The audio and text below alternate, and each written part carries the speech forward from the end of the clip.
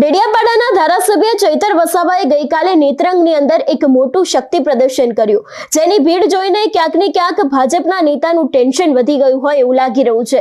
એની સામે આપણે જોયું હતું કે વડાપ્રધાન નરેન્દ્ર મોદી છે એમને પણ ડેડિયાપાડાની અંદર આદિવાસીના ભગવાન એટલે કે જે બિરસા મુંડા છે એમના જન્મજયંતિનો એક મોટો કાર્યક્રમ કર્યો હતો, પરંતુ જે રીતે ચૈતર વસાવાનો ગઈકાલે હુંકાર સામે આવ્યો, જે રીતે ભાજપના નેતાઓને કહેવામાં આવ્યું છે આદિવાસી મંત્રીઓને આડે હાથે લેવામાં આવ્યું છે અને ખાસ કરીને 2027માં સરકાર પણ બદલી નાખવાની છે તેવી વાતને લઈને ચૈતર વસાવાના જે નિવેદનો સામે આવ્યા છે એ જ વિષયને લઈને આજે વિગતે ચર્ચા કરીએ। નમસ્કાર, હું હંસિની અને તમે જોઈ રહ્યા છો નિર્ભય ન્યૂઝ। ડેડિયાપાડાના ધારાસભ્ય ચૈતર વસાવા અવારનવાર પોતાના નિવેદનોના કારણે ખૂબ જ ચર્ચામાં આવતા હોય છે। ચૈતર વસાવાએ ગઈકાલે પણ કહ્યું હતું કે જે રીતે અત્યારે હાલ આદિવાસીઓ સાથે અન્યાય થઈ રહ્યો છે, જે રીતે તેમના પ્રશ્નો સાંભળવામાં નથી આવતા અને ખાસ કરીને મંત્રીમંડળની અંદર 4 આદિવાસી મંત્રીઓ હોવા છતાં પણ પરિસ્થિતિ અત્યારે હાલ જેસીથી વેસીની જ છે। એટલું જ નહીં, ચૈતર વસાવા દ્વારા ઘણી બધી વાત કહેવામાં આવી છે અને ખાસ કરીને એવું પણ કહેવામાં આવ્યું છે કે 2027ની અંદર હવે લોકોએ નિર્ણય લઈ લીધો છે કે સરકાર બદલવાની છે। આદિવાસી વિસ્તારની અંદર જો વાત કરવામાં આવે તો છેલ્લા ઘણા સમયથી ત્યાંનું રાજકારણ ગરમાયું છે।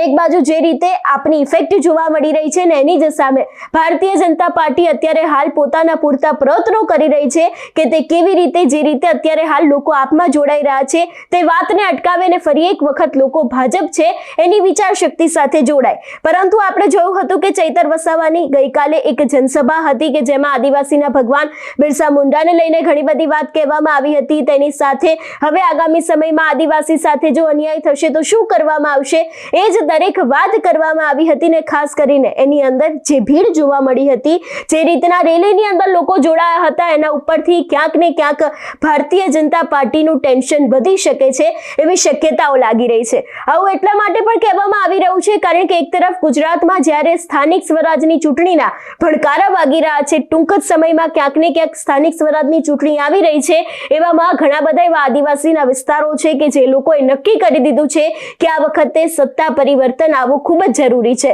જ્યારે એક બાજુ સ્થાનિક સ્વરાજની ચૂંટણી આવી રહી છે, આમ આદમી પાર્ટી પોતાના શક્તિ પ્રદર્શનો કરી રહી છે, જે રીતે અત્યારે હાલ આપ છે તે મહાપંચાયતો કરી રહી છે, એના ઉપરથી સાફ રીતે ક્યાંક ને ક્યાંક એવું પણ કહેવામાં આવે છે કે ભારતીય જનતા પાર્ટી છે એ લોકોનું ટેન્શન કદાચ આમ આદમી પાર્ટી વધારી શકે છે અને ખાસ કરીને ચૈતર વસાવાની સભાની અંદર જે ભીડ જોવા મળી હતી એ ભીડના કારણે પણ ક્યાંક ચૈતર વસાવા છે તેની મજબૂતાઈ જોવા મળી રહી છે અને ખાસ કરીને ભારતીય જનતા પાર્ટીનું ટેન્શન પણ તેમના દ્વારા થોડુંક વધારવામાં આવ્યું હોય એવું લાગી રહ્યું છે।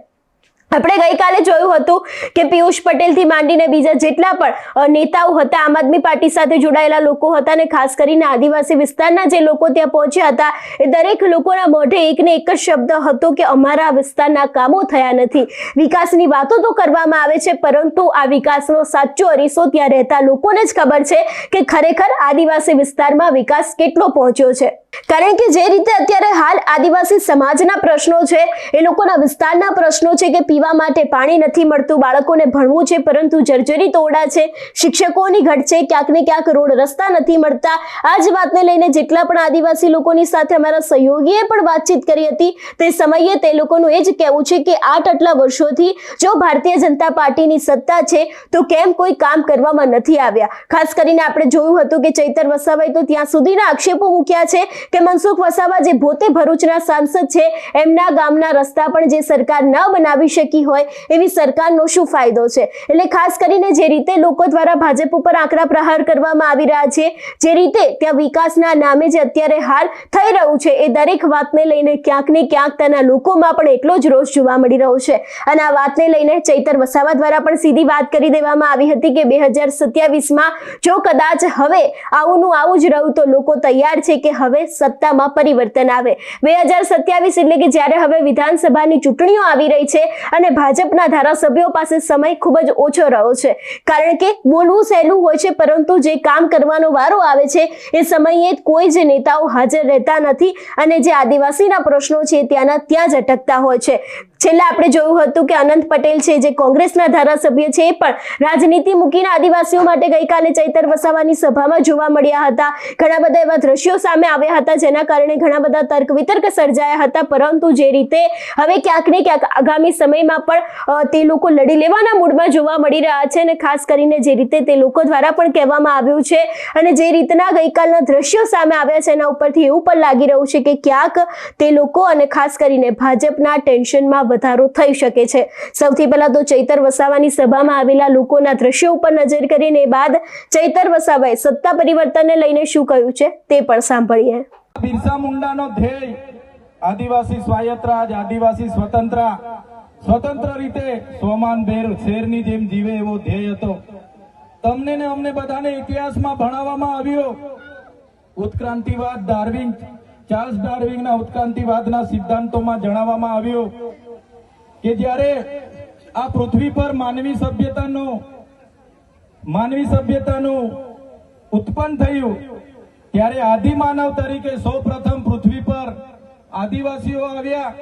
શરૂઆતમાં પેડાની શોધ થઈ, અગ્નિની શોધ થઈ, ધાન્યની શોધ થઈ, ખેતીની શોધ થઈ અને બધા ખેતીની શોધની સાથે સાથે પરિવારો સાથે રહેતા થયા.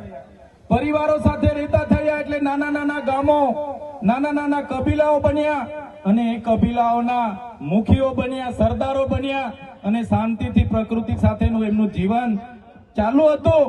એ દરમિયાન આ દુનિયામાં સંપત્તિ માટે લડાઈ થઈ, સત્તા માટે લડાઈ થઈ, સ્ત્રીઓ માટે લડાઈઓ થઈ અને એમાં એ લોકોની જે સભ્ય સંસ્કૃતિ પોતાને માનનારા સમાજ દ્વારા આદિવાસી સમાજના એક કબીલા ઉપર આક્રમણો થયા. સામદામ દંડભેદ નીતિ અંતર્ગત જ્યારે આપણો આદિવાસી સમાજના એ લોકો સરેન્ડર નહીં થયા તો યુદ્ધો કરીને આપણા કબીલાઓ છીનવાઈ ગયા અને આપણું શોષણ થયું, ઘર્ષણ થયું, જળ જંગલ જમીનો છીનવાઈ. અને તમે જોયું હશે આપણા દેશ પર બહારથી મુગલો આવ્યા, ડચો આવ્યા, હુણો આવ્યા, અંગ્રેજો આવ્યા, પોર્ટુગીઝો આવ્યા, ફ્રેન્ચો આવ્યા અને આ અંગ્રેજોએ પણ 200 વર્ષ આપણા દેશ પર રાજ કર્યું. એ ઇતિહાસથી લઈને આજ દિન સુધી આદિવાસીઓનું માત્ર ને માત્ર શોષણ થતું આવ્યું છે. ત્યારે આદિવાસીએ આઝાદીની લડતમાં પણ તમે જોયું હશે, તમે બિરસા મુંડાનો ઇતિહાસ વાંચો, તમે ગુરુ ગોવિંદનો ઇતિહાસ વાંચો, ટાટિયામામાં ખાદ્ય નાયકનો ઇતિહાસ વાંચો, તમે માનગઢ ધામમાં થયેલો હત્યાકાંડનો ઇતિહાસ વાંચો, તમે દડવાડામાં પાલ દડવામાં થયેલો હત્યાકાંડનો ઇતિહાસ વાંચો, તો આ ઇતિહાસમાં આદિવાસીઓ અંગ્રેજોને હંપાવ્યા પણ કૂટનીતિ કરીને અંગ્રેજોએ આપણા લોકોને નરસંહાર કરી અને આપણા વિસ્તારમાં આપણા ક્રાંતિકારી લોકોને શહીદી વહોરવી પડી. દેશના આઝાદીમાં આપણું આટલું મોટું યોગદાન હતું. દેશ આઝાદ થયો, દેશમાં લોકશાહી આવી, લોકશાહીમાં દેશમાં બંધારણ બન્યું અને બંધારણની કલમમાં 444, 244, 13 કમાં આપણા વિસ્તારને 5મી અનુસૂચિ તરીકે જાહેર કરવામાં આવ્યો. એ જ પ્રકારે દેશના આસામ હોય, સિક્કિમ હોય, મિઝોરમ હોય, નાગાલેન્ડ હોય, મેઘાલય હોય, તમામ રાજ્યોને અનુસૂચિ 6 અંતર્ગત સમાવેશ કરવામાં આવ્યો. ત્યારે અનુસૂચિ 6 ત્યાં લાગુ કરવામાં આવી અને ગુજરાતમાં આજ દિન સુધી અનુસૂચિ 5 લાગુ કરવામાં નથી આવી. અને આ સત્તામાં બેઠેલા લોકો અનુસૂચિ 5 લાગુ હોવા છતાં પોતાનો સત્તાનો દુરુપયોગ કરીને આદિવાસીઓની જમીનો છીનવી રહ્યા છે, આદિવાસીઓના ખનીજો છીનવી રહ્યા છે, કુદરતી સંપાદનો છીનવી રહ્યા છે. રોડના નામે, ડેમના નામે, આ વિસ્તારમાં કોરિડોરના નામે, જીએમડીસીના નામે, હાઇડ્રો પાવરના નામે, જીઆઈડીસીઓના નામે, સરકારી આવાસોના નામે, સ્ટેચ્યુના નામે આજે આદિવાસીઓને એમની જમીનો છીનવાઈ રહી છે. આજે આખા દેશમાં 80 લાખ આદિવાસીઓ વિસ્થાપિત થયા છે. એ આ સરકારો દ્વારા કરેલી દેન છે સાથીઓ. આજે ગુજરાતમાં, આજે દેશમાં 8% આદિવાસીઓ છે. 2011ની વસ્તી ગણતરી પ્રમાણે 11 કરોડથી પણ વધારે દેશમાં આદિવાસીઓ છે. આજે ગુજરાતમાં 15% આદિવાસીઓ છે. 1,25,00,000 આદિવાસીઓ ગુજરાતમાં છે. 29 જાતિઓ ગુજરાતમાં આદિવાસીઓની છે. આજે તમે મને બતાવો કયા ક્ષેત્રમાં આદિવાસીઓ 15% છે, બતાવો મને. તમે સચિવાલયમાં જશો, આદિવાસીઓનું લિસ્ટ તમે માંગજો, તમે હાઈકોર્ટના જજની યાદી જોઈ લેજો, તમે ઇન્ડસ્ટ્રીયલના આપણા આદિવાસીઓને કેટલા લાભો મળ્યા છે જોજો, તમે રિયલ એસ્ટેટમાં આપણા આદિવાસીઓની સંખ્યા જોજો. ત્યારે આઝાદીના 78 વર્ષમાં સરકારોએ માત્ર ને માત્ર આદિવાસી બજેટમાંથી અમૃત મહોત્સવો કાઢે છે, વિકાસ મહોત્સવો કાઢે છે, ગૌરવ યાત્રાઓ કાઢે છે અને પોતાના તાઇફાઓ કરે છે. ત્યારે હવે આપણે બધાએ જાગી જવાનું છે અને આ સરકારને 2027માં ઉખાડીને આપણે ફેંકી દેવાની છે. સાથીઓ, અમે 4 વર્ષ પહેલા જનનાયક બિરસા મુંડાજીની પ્રતિમા ડેડિયાપાડામાં સ્થાપના કરતા હતા અને એમના વિચારોને ઉજાગર કરવા માટે, એમના વિચારોમાંથી આવનારી પેઢી પ્રેરણા લે માટે અમે ત્યાં પ્રતિમા સ્થાપિત કરતા હતા. ત્યારે આ ભાજપના સાંસદ મનસુખભાઈ વસાવા, 3 જિલ્લાની પોલીસ અને એમના RSS વાળાએ આપણને ત્યાં પ્રતિમા સ્થાપતા અટકાવી દીધા હતા અને પ્રતિમા સ્થાપતા આપણા ઘણા લોકોને ડિટેન કર્યા હતા. 3 જિલ્લાની પોલીસ અમને પકડવા માટે આવી હતી, છતાં આપણે એમનાથી ડર્યા નથી અને બિરસા મુંડાની પ્રતિમા ડેડિયાપાડામાં સ્થાપિત કરી છે. ત્યારે આજે દેશના વડાપ્રધાનને આજે ડેડિયાપાડા આવવું પડે એ આપણા બધાની તાકાત છે. ત્યારે વડાપ્રધાન ડેડિયાપાડા આવે છે ત્યારે લોકોને ભેગા કરવા માટે 500 કરોડ આદિવાસી બજેટમાંથી જોગવાઈ કરવામાં આવી છે, હજારો બસોની વ્યવસ્થા કરવામાં આવી છે અને બધા કર્મચારીઓને એમાં લગાડી દેવામાં આવ્યા છે.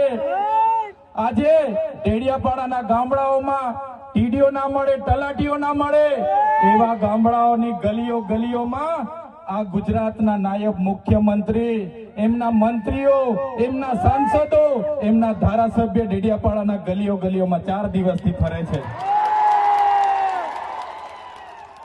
જે લોકો એસી ચેમ્બરોમાંથી બહાર નહોતા આવતા, જે લોકો ગાંધીનગરમાં પડીએ ફતારીએ રહેતા હતા, એ લોકોને ગામડે ફરતા કરી દીધા. એ આપણી બધાની તાકાત છે ભાઈઓ. એટલે એક બાજુ જ્યારે આદિવાસી વિસ્તારની અંદર ભાજપના નેતાઓ દ્વારા કામકાજ કરવામાં આવી રહ્યું છે, લોકો કેવી રીતે પોતાની તરફ આવે એવું કામ પણ કરવામાં આવી રહ્યું છે, પરંતુ એની સામે ચૈતર વસાવાનો જે હુંકાર સામે આવ્યો છે, જે રીતે ભાજપ ઉપર આકરા પ્રહાર કરવામાં આવ્યા છે, એના જ ઉપરથી ક્યાંક ને ક્યાંક ભાજપનું ટેન્શન છે તે હજી પણ વધારે વધી શકે છે એવી શક્યતાઓ લાગી રહી છે. એક બાજુ જ્યારે સ્થાનિક સ્વરાજની ચૂંટણી આવી રહી છે, બીજી બાજુ 2027 દૂર નથી. હવે એ બધાની વચ્ચે ક્યાંક ને ક્યાંક જે આદિવાસી વિસ્તારની અંદર આમ આદમી પાર્ટીની ઇફેક્ટ જોવા મળી રહી છે, જે રીતે ચૈતર વસાવાની લોકપ્રિયતા વધી રહી છે, નક્કી તે ક્યાંક ને ક્યાંક ભારતીય જનતા પાર્ટીને અસર કરી શકે છે એવું પણ માનવામાં આવી રહ્યું છે. તેના જેટલા પણ વરિષ્ઠ પત્રકારો છે એ લોકો પણ એવું માની રહ્યા છે કે જે રીતે અત્યારે હાલ ચૈતર વસાવા આગળ વધી રહ્યા છે અને એમાં પણ તે જ્યારથી જેલની બહાર આવ્યા છે ત્યારથી ક્યાંક ને ક્યાંક તેમના દ્વારા જે વધારે એક્ટિવનેસ બતાવવામાં આવી રહી છે એની સીધી અસર ભારતીય જનતા પાર્ટી ઉપર પણ થઈ શકે છે.